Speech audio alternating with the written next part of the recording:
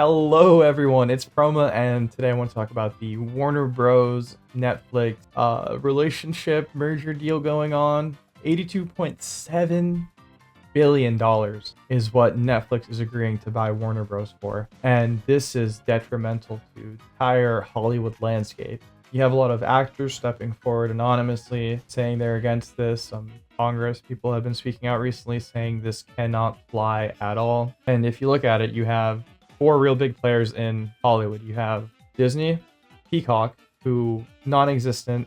They don't have a phenomenal catalog. There's no real purpose to having a Peacock subscription unless you're on your like 17th office rewatch. Then there's Paramount ByteDance, that new little acquisition that went through, and I mean their stock's trading at $10 per share now, 15.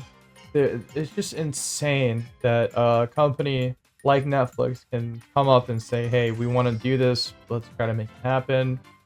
They would acquire so many big IPs with that, and they're already like tweeting saying, hey, we're gonna have earlier release windows coming to streaming based on when the movie actually hits theaters, because we're gonna own Warner Bros, like the TLDR. I'll put the tweet up right here. That something like this would even be thought of. Like, if you look what happened with Activision Blizzard. Worked at Blizzard. I did that for Blizzard. Blizzard, 7 years, yeah. Blizzard. Like Lena Khan has said in a recent interview, the judge probably wasn't the most equipped to understanding the case. They let that go through for a similar price. I believe it was around 80 billion. And slowly they ended up jacking prices of games up to 70, tested the water with 80, but like, let's face it, no one's spending $80 on Outer Worlds 2. There's just not anything unique about that game that really drives the price. Like Elder Scrolls 6, 100% you could probably rip $80 for that and people would buy it hand over fist.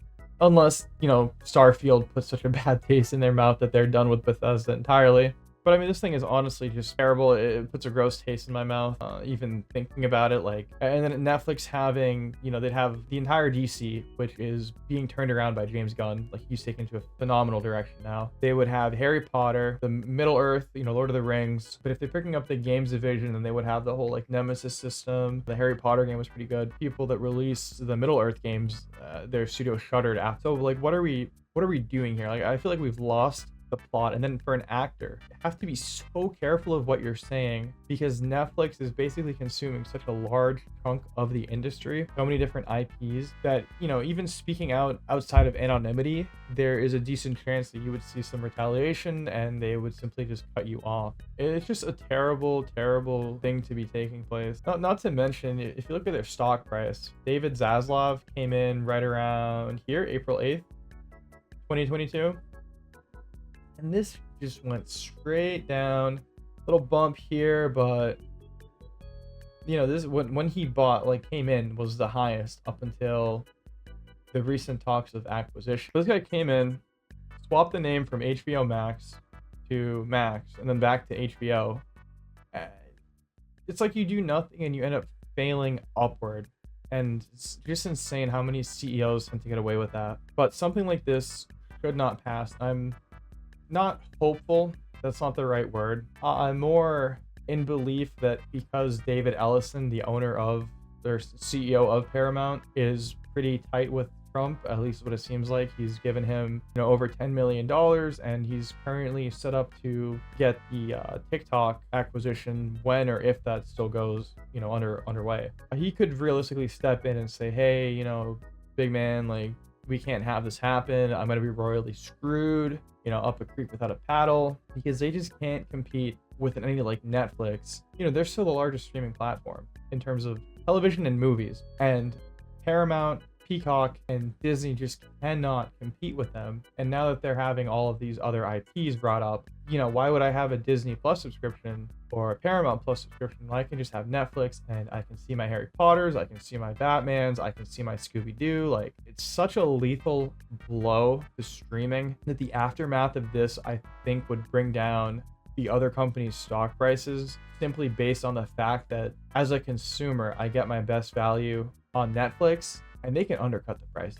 And then a year from now, you know, after the blows have been dealt to Disney and Paramount and Peacock, then they start upping the prices. And it's like Game Pass all over again, where build up a giant pool of people. Slowly, you raise the roof and expect them to end up meeting you there. And, you know, maybe they'll trickle out. Maybe they forget to cancel. Maybe they stop using Netflix and they've been religiously paying for the past year, like a gym membership. It's just something that I hope it doesn't end up going through, because it is very bleak for Hollywood and very bleak for consumers like me. But, you know, sorry for being all doom and gloom. I just wanted to kind of share my take on it, and I think it's an overwhelmingly common take, but, you know, stuff like this just can't happen, should not be allowed to go through, and I'm hopeful that someone steps in and ends up blocking this.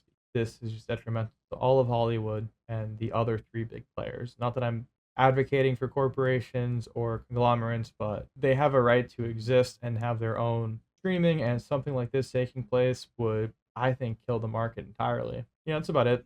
Thanks for watching, and I will catch you on the next one. Peace.